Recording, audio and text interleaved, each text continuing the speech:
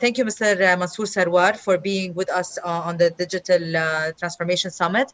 And today you're going to be covering how COVID-19 accelerated digitally and from product mindset perspective.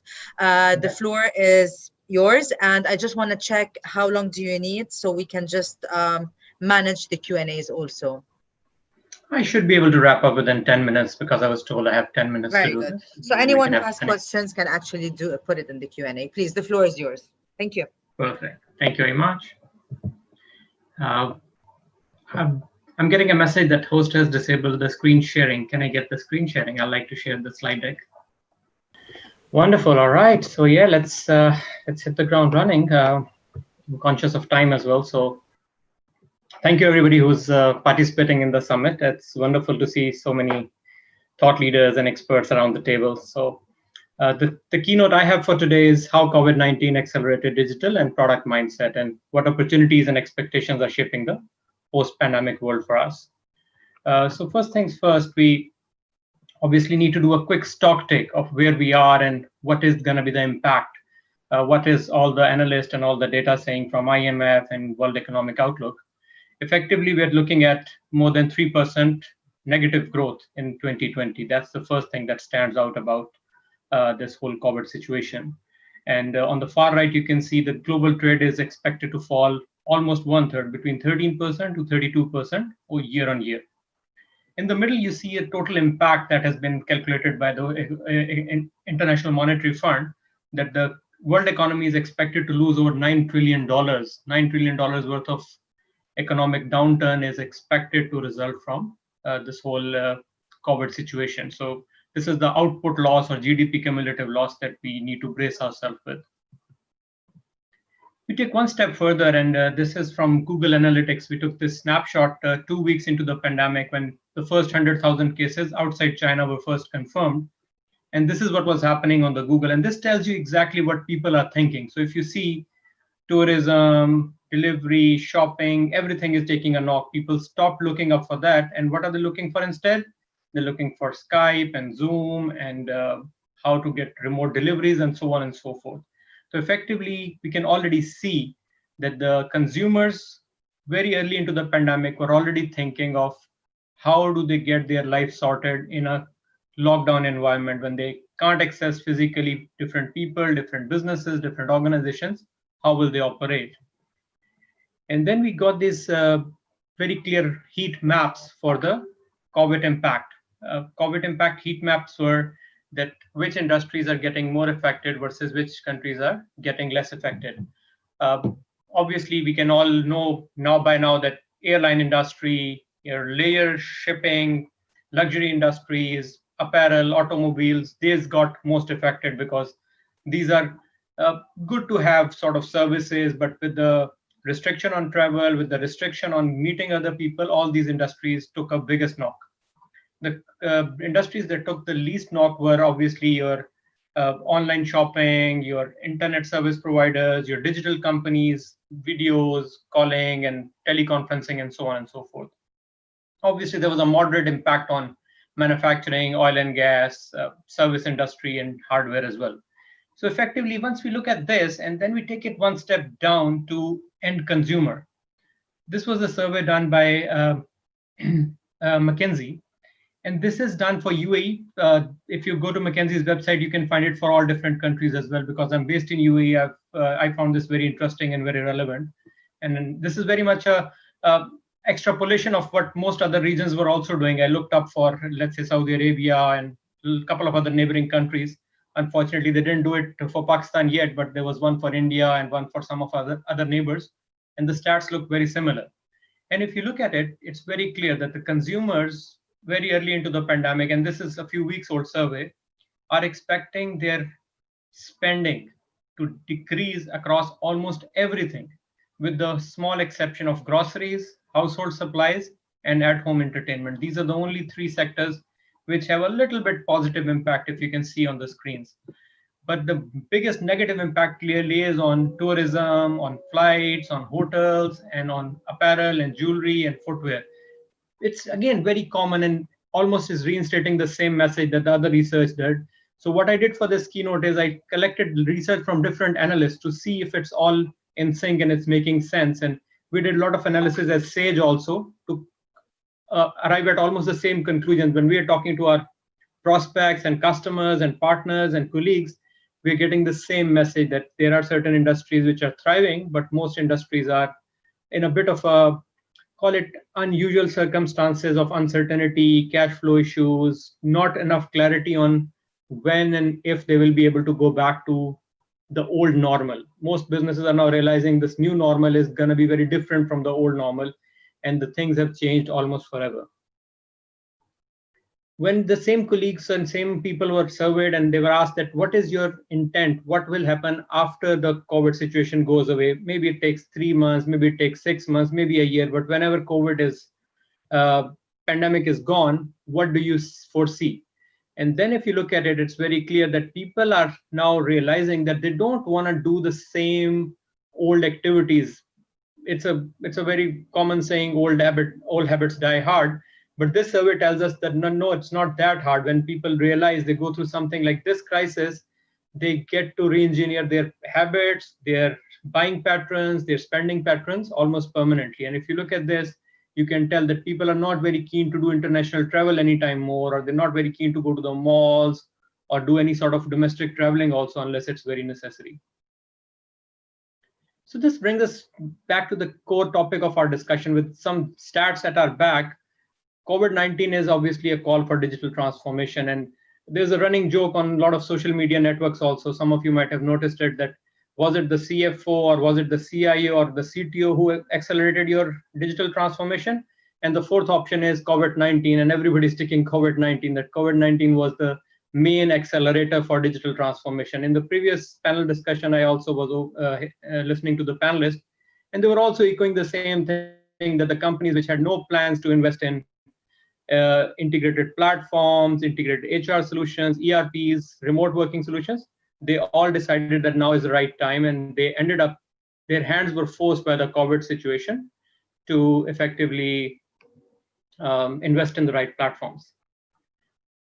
Now, if you look at some companies, these are the clear winners. Some companies, as I said, were thriving in COVID situation, and Amazon comes on top. They have had a 35% increase in the share price over last 4 or 5 months, since December.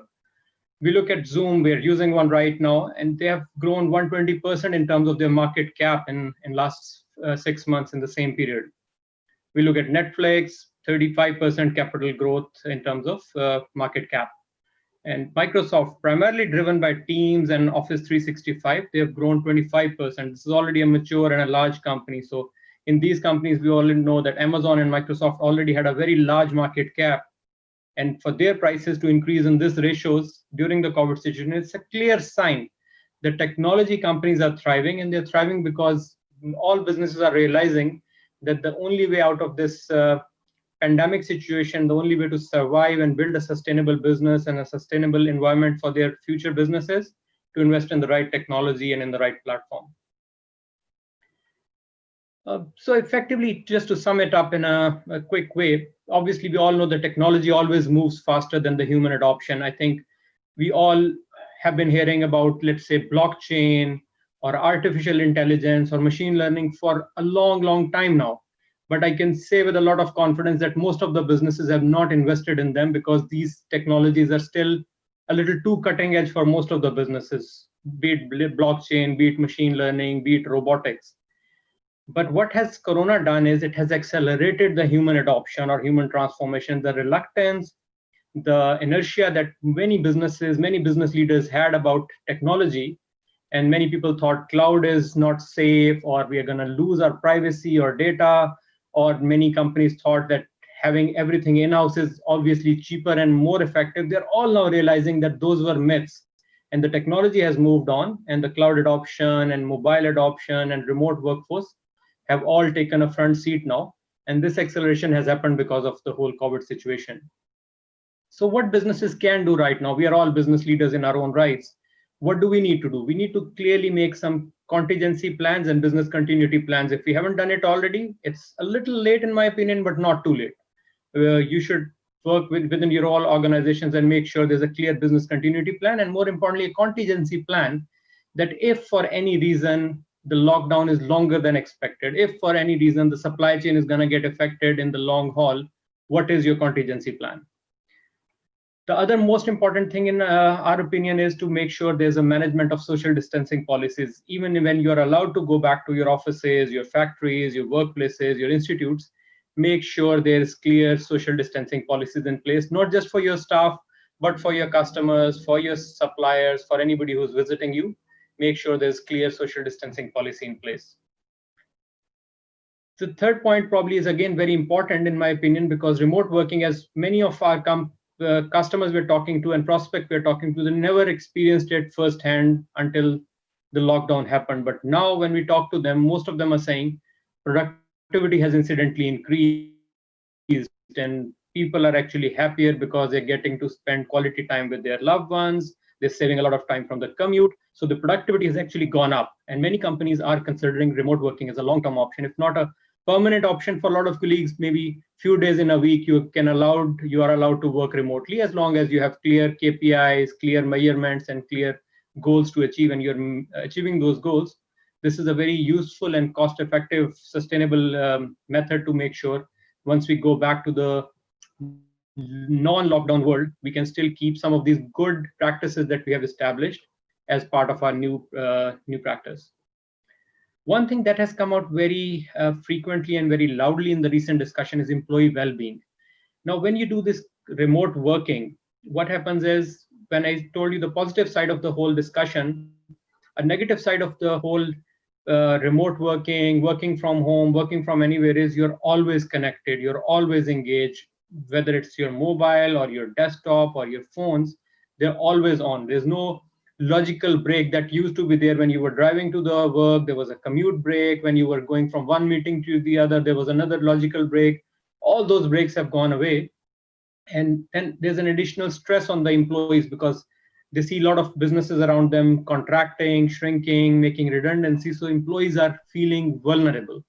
And we as leaders need to make sure employee well-being is at the front of our mind also. We give them not just their, call it moral support, but very clear mental health, mental well-being, physical well-being, invest in the right platform so that they're not only assured, but very much positive and energetic about continuing to work, and they get the confidence that they're going to thrive with us as businesses, and they're not going to be part of our cost cutting measures and cost optimization drives going forward.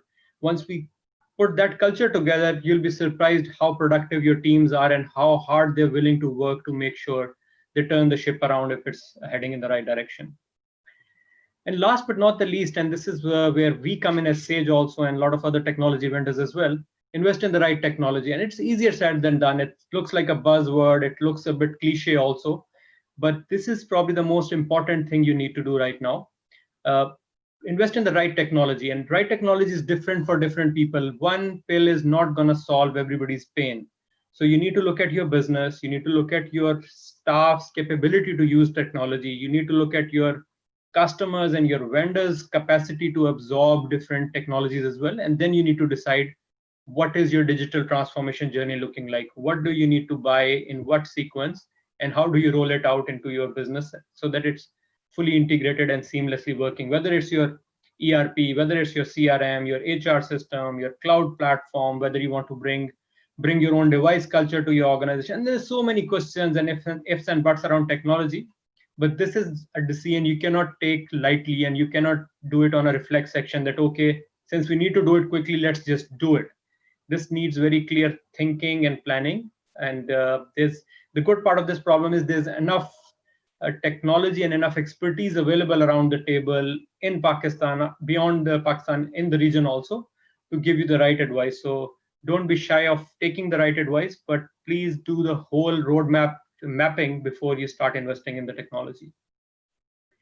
And last but not the least, in my opinion, this is the most important: reinforce a results culture in your organization. Once you do that, you don't need to police around your colleagues. You don't need to check in their attendance. You don't need to check in their quality of work. You don't need to check in who's productive and who's engaged and who's regular or not.